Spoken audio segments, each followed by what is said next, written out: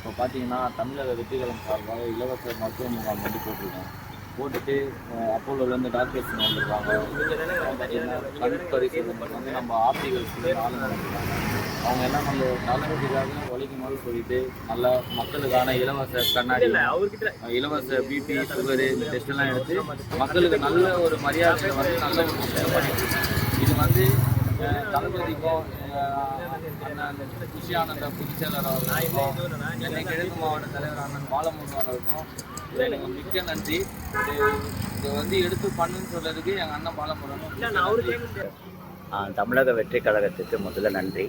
Free camp நடத்தினாங்க. அதில் BP checkup, அப்புறம் சுகர், அப்புறம் ஐ டெஸ்ட் எல்லாமே பண்ணாங்க. நல்ல முறையில், ரொம்ப சிறந்த முறையில் பண்ணியிருக்காங்க.